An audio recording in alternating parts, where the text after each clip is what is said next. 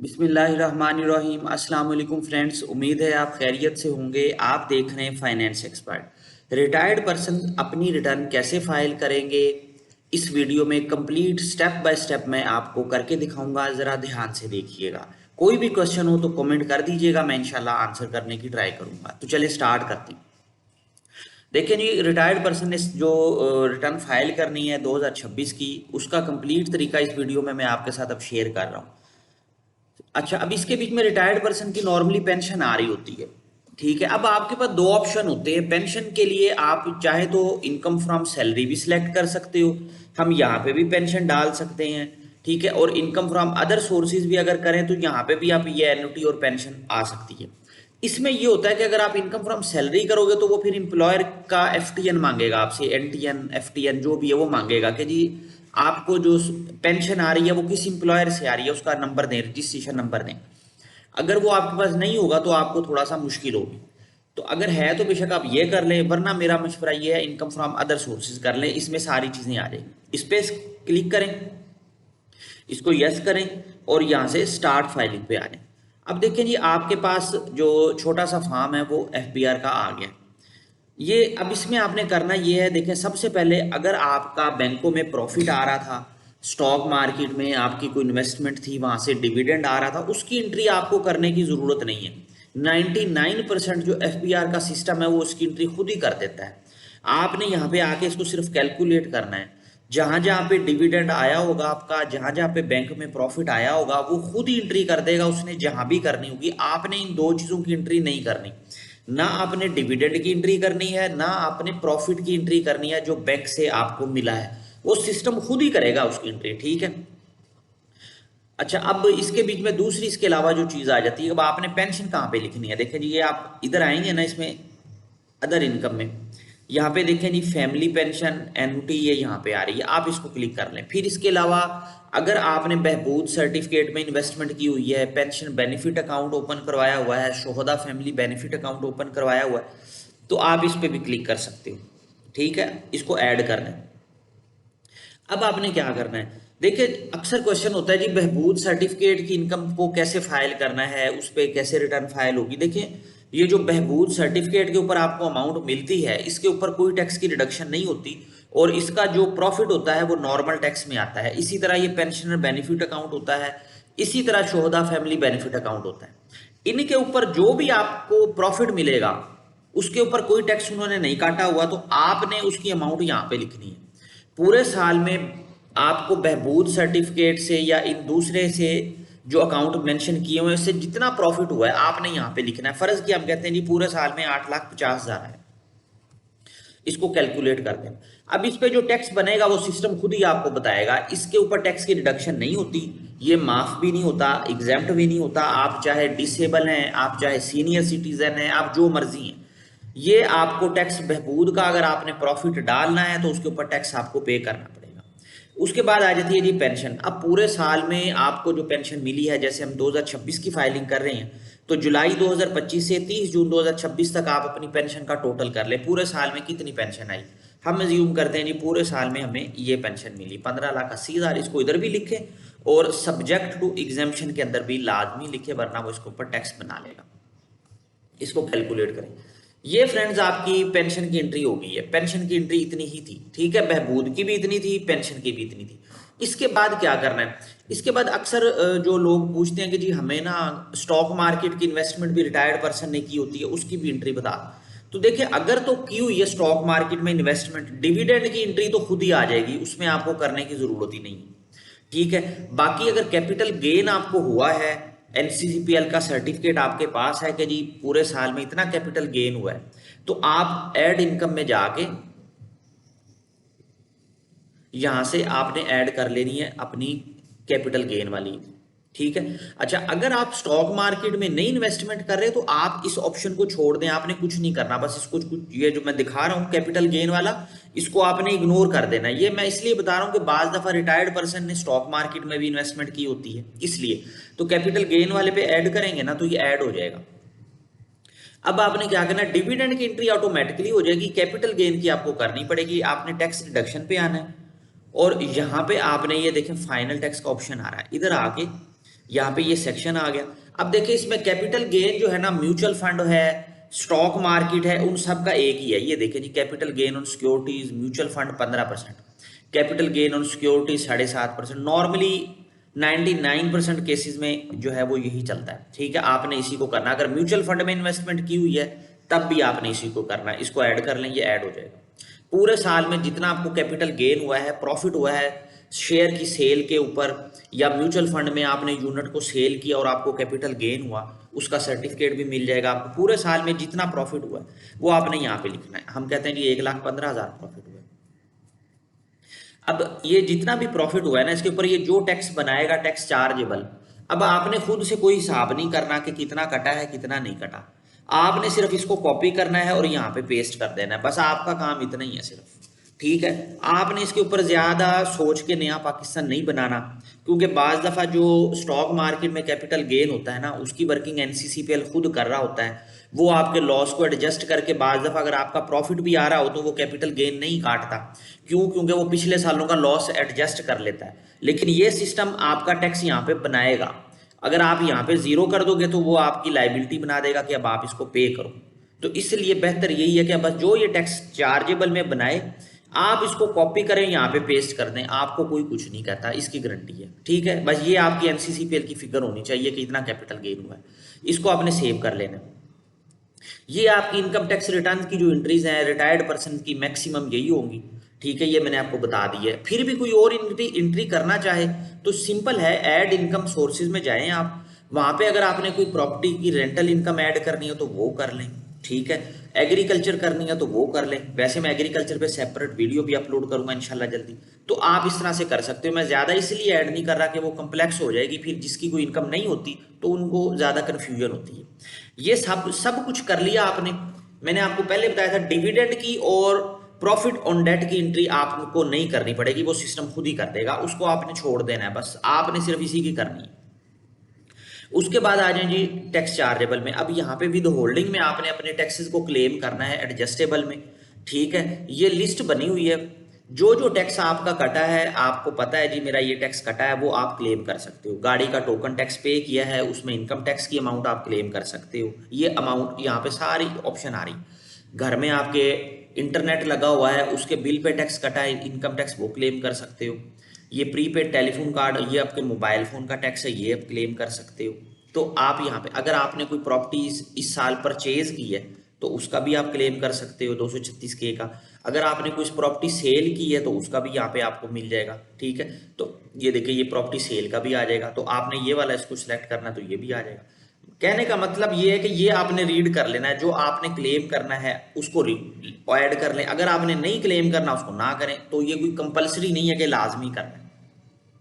अब ये property purchase का था, मैं कहता हूँ इस साल हमने एक 5 मिलियन की प्रॉपर्टी परचेज की थी, उसके ऊपर हमने 1,25,000 टैक्स पे किया था। ठीक है, मैं वैसे ही फिगर डाल रहा हूँ, ये कोई मैं हिसाब किताब नहीं कर रहा, सिर्फ समझाने के लिए कि फिगर आपने ऐसे डालनी है।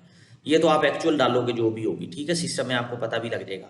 मोबाइल फोन की आपने यहाँ पे उसका नंबर लिखना है, उसकी कंपनी बताएं जो भी आपने लिखनी है। ठीक है, उसका जो सर्टिफिकेट आपको मिलेगा उसके ऊपर अमाउंट आ रही होगी कि पूरे साल में लोड कितना हुआ है और उसके ऊपर टैक्स कितना कटा है, तो वो आपने यहाँ पे क्लेम कर लेना। मैं वैसे ये अमाउंट लिख लेता हूँ कि इतना लोड हुआ और इतना टैक्स कट गया, इसको कैलकुलेट कर लें। ये फ्रेंड्स आपकी टोटल इनकम टैक्स रिटर्न की वर्किंग हो गई है।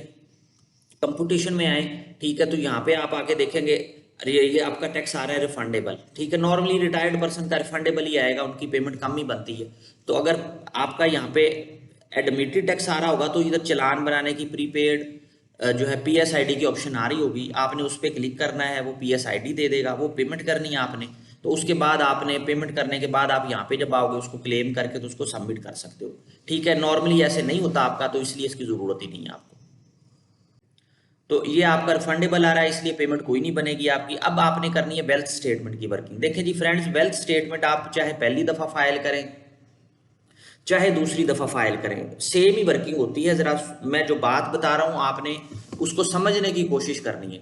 अगर आपने पिछली दफा फाइलिंग की होगी तो आपकी जो प्रॉपर्टीज हैं वो खुद ही आ जाएंगी यहाँ पे। ठीक है, और अगर आपने पहली दफा फाइलिंग की है, पिछली दफा नहीं की थी, तो आपको यहाँ से अपनी जितनी भी प्रॉपर्टियां वो ऐड करनी पड़ेगी। इसी तरह कोई नई प्रॉपर्टी बाय की है तो वो भी ऐड होगी। लेकिन ये मैं आपको एक प्रॉपर्टी ऐड करके दिखा देता हूँ, ठीक है। अच्छा, आपने उस प्रॉपर्टी का कंप्लीट जो है ना वो डाटा यहाँ पे फिल करना है। डेट ऑफ एक्विजिशन, अगर कोई पुरानी प्रॉपर्टी है ना, आप उसको ऐड कर रहे हो, आपको नहीं पता कि कब ली थी कब आई थी, तो कोई भी लिखना है, ये एक सिर्फ फॉर्मेलिटी है, ठीक है। आपने ये सारी जो इसका बॉक्सेस है ना, इसको फिल करना है।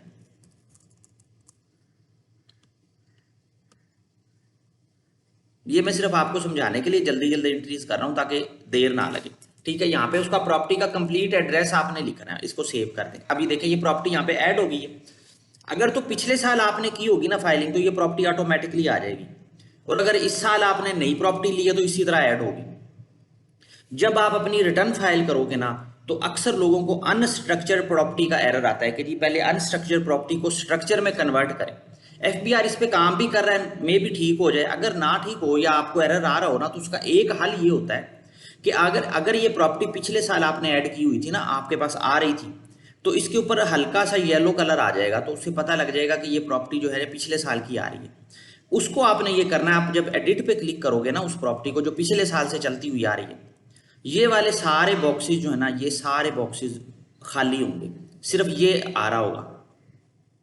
आपने करना सिर्फ ये है कि ये वाले बॉक्सेस सारे फिल करने हैं। ये जो खाली बॉक्सेस होंगे ना, आपने उसको फिल करना है। उसको फिल करके जब अपडेट करोगे ना, तो ये पीछे वाली प्रॉपर्टी आपकी अपडेट हो जाएगी, और उसके बाद जो अनस्ट्रक्चर्ड प्रॉपर्टी का एरर आ रहा था ना, वो 90% चांसेस है वो खत्म हो जाएगा, और आपकी रिटर्न जो है सबमिट हो जाएगी। अच्छा जी, उसके बाद आपके फाइनेंशियल एसेट्स आ गए। इसमें आप अपनी इन्वेस्टमेंट ऐड कर सकते हो, कैश इन हैंड ऐड कर सकते हो, बैंक अकाउंट ऐड कर सकते हो, ठीक है। अब इसके बीच में अब तो ऐड किस तरह करना है, देखिए आपने अगर स्टॉक मार्केट में इन्वेस्टमेंट की हुई है, वो यहाँ पे आप कर लें, इन्वेस्टमेंट इन सो। अच्छा, ये मैं जल्दी लिख रहा हूँ, जो भी स्पेलिंग वगैरह मिस्टेक है इसको इग्नोर कीजिएगा। आपकी जितनी 30 जून 2026 तक स्टॉक मार्केट में इन्वेस्टमेंट है, वो अमाउंट आपने यहाँ पे लिखनी है। फर्ज की हम कहते हैं जी 1 मिलियन हमारी इन्वेस्टमेंट है, ठीक है। ये वो इन्वेस्टमेंट है जो आपने पैसे लगाए हुए हैं शेयर्स के ऊपर। शेयर की मार्केट वैल्यू कम है या ज्यादा है, उसका इसके साथ कोई ताल्लुक नहीं है, वो आपने कुछ नहीं बतानी, ठीक है। इसी तरह आपकी इन्वेस्टमेंट अगर म्यूचुअल फंड में है तो वो भी ऐड कर दें। कैश इन हैंड जो है, अगर फर्स्ट टाइम आप फाइलिंग कर रहे हो, तो आपके पास अगर कुछ भी नहीं है ना, तो भी 5-7 लाख फिर भी हो शो करें। अगर एक्चुअल में आपके पास कैश पड़ा है, आपने किसी को पैसे उधार दिए हुए हैं, कोई कमेटी डाली हुई है, आपको पता है कल को ये मेरे बैंक में आ सकते हैं, तो फिर आपने वो अमाउंट लाजमी शो करनी है, कैश इन हैंड में ही रखना है उसको। अगर एक्चुअल में आपके पास 10 लाख हैं तो 15 लाख शो करें। एक्चुअल में अगर आपके पास 25 लाख हैं तो 30 लाख करें। एक्चुअल से थोड़ा सा बढ़ा के कैश इन हैंड आपने डालना है। मैं ज्यूम करता हूँ कि हमने पहली दफ़ा फाइलिंग की है, तो मैं कहता हूँ जी मेरे पास 12,50,000 कैश इन हैंड पड़ा हुआ है, इसको कैलकुलेट करना। अब आ जाती है जी बैंक अकाउंट की बारी। आपके जितने भी बैंक अकाउंट हैं, अपने पर्सनल हैं, जॉइंट हैं, जो भी हैं, यहाँ पे आपने आईबीएन नंबर डालना है, उसको सर्च करना है, वो डाटा खुद ही आ जाएगा, उसको ऐड कर देना है। पहले एफबीआर का ये सिस्टम वर्किंग नहीं कर रहा था, अब 99% केसेस में जब आप आईबीएन डालोगे तो वो खुद ही डाटा बता देगा, तो आपने उसको ऐड कर लेना है। अगर किसी बैंक का वो डाटा नहीं बताता, आईबीएन नंबर को फैच नहीं कर रहा, तो आप इन्वेस्टमेंट में अपना अकाउंट ऐड कर लें। यहाँ पे एचबीएल लिखें, अकाउंट नंबर लिखें, उसको ऐड कर लें, और 30 जून का बैलेंस डाल दें। सिंपल, और कुछ नहीं करना आपने, ठीक हो गया। इसके बाद आ जाती है जी मूवेबल एसेट्स की बारी। मूवेबल देखें, पिछले साल के जो एसेट्स हैं ना, वो ऑटोमेटिकली आ जाएंगे, आपको करने की जरूरत नहीं है। अगर आप फर्स्ट टाइम फाइलिंग कर रहे हो तो आप एसेट्स को ऐड कर लो। पर्सनल आइटम में हाउस होल्ड इफेक्ट ये आ जाती है, आपकी पर्सनल आइटम आ जाती है, मोटर व्हीकल आ जाती है, ठीक है। अगर गोल्ड ऐड करना है तो वो भी आप कर सकते हो। अगर आप कोई एनिमल ऐड करना चाहो तो वो भी कर सकते हो। बहरहाल मैं आपको समझाने के लिए सिर्फ ये कर रहा हूँ। गाड़ी आपके नाम पे अगर कोई है, पिछले साल थी, तो वो ऑटोमेटिकली आ जाएगी। इस साल कोई नहीं ली है तो इस तरह से आपने ऐड कर लेनी है। यहाँ पे गाड़ी की डिटेल डालोगे, वो ऐड हो जाएगी, उसकी जितने की लिए वो आपने ऐड कर लेनी। हाउस होल्ड इफेक्ट, ये आपके घर की चीज़ें होती है, जूते, कपड़े, फर्नीचर, जो हम रोज़मर्रा में यूज़ कर रहे होते हैं, तो उसकी एक वैल्यू आप लिख सकते हो। फर्स्ट टाइम फाइलिंग कर रहे हो तब भी डाल दें, पिछले साल डाली होगी तो ऑटोमेटिकली आ जाएगी। पर्सनल आइटम में आपके लैपटॉप, मोबाइल फ़ोन, ये चीज़ें आ जाती हैं, तो ये भी आप डाल सकते हो। ये सब करने के बाद आपकी वेल्थ फाइनल हो गई है। अब आपने रिकन्सिलेशन में आना है, यहाँ पे आपने इसको सेव भी कर लेना है साथ साथ, और यहाँ पे फ्रेंड्स आके आपने एक्सपेंसेस डालने हैं। देखिए, एक्सपेंसेस के बीच में मैं रेकमेंड ये करता हूँ कि आप 1 बाय 1 सारे एक्सपेंसेस ना डालें, उसकी कोई मतलब कोई फ़ायदा नहीं है। कोई फ़ायदा हो ना तो फिर तो मैं कहूँ जी बिल्कुल डालें। मैं रेकमेंड करता हूँ कि आप सिर्फ ये 2 एक्सपेंसेस ही लें यहाँ से। डोनेशंस में आप डोनेशन डाल दें पूरे साल में जितना कोई आपने डोनेशन किया है। पर्सनल एक्सपेंसेस के बीच में आपके लंप सम पूरे साल के जितने एक्सपेंस हुए हैं सारे इकट्ठी फिगर डाल देंगे जी, पूरे साल में हमारे ये खर्चे हुए हैं, बस कोई आपसे इसका हिसाब नहीं मांगेगा, ठीक है, क्योंकि ये आपका खर्चा होता है घर का। घर के खर्चों की कोई भी बंदा कोई रसीदें संभाल के नहीं रखता, तो एक लमसम फिगर डालेंगे उससे काम चल जाएगा। इसको सेव करें। अच्छा जी, अब आप देखें तो आपके पास अनरिकनसाइल अमाउंट ये आ रही है। अगर पहली दफा आप फाइल कर रहे हो तो ये पॉजिटिव में आएगी, देखें ना पॉजिटिव में आ रही है, ये पॉजिटिव में आएगी। तो आपने कुछ नहीं करना है, इसको सिर्फ यहाँ से कॉपी करना है और इसको इधर पेस्ट कर दें और इसको कैलकुलेट कर दें। ये अनरिकनसाइल अमाउंट आपकी जीरो हो जाएगी, जीरो हो गई है। अच्छा, आपकी जीरो हो गई तो आपने सेव करना है और आप इसको जब सबमिट पे क्लिक करोगे तो ये आपको सबमिशन की ऑप्शन दे देगा, ठीक है। अच्छा, अब अगर आपकी फर्ज किया पहली दफा फाइलिंग नहीं कर रहे, आपने पहले भी पिछले साल भी फाइलिंग की थी या फाइलिंग आपकी चलती आ रही है, तो सबसे पहले जब आप वेल्थ स्टेटमेंट की वर्किंग करोगे आपने कैश इन हैंड को जीरो कर देना है, क्योंकि ये हमारी बैलेंसिंग फिगर होती है। जहाँ पे भी थोड़ा बहुत ऊपर नीचे फिगर्स होती है तो वो यहाँ पे मैनेज हो जाती है, ठीक है। अच्छा, ये बैंकों का मैंने सॉरी आपको बताना भूल गया कि बैंक जितने भी है ना आपके, आपने ऐड करने के बाद उनका 30 जून 2026 का बैलेंस यहाँ पे ऐड करना है, ठीक है। ये बैंकों की जो अमाउंट आपको यहाँ पे आ रही थी ना, ये कहाँ गई इन्वेस्टमेंट,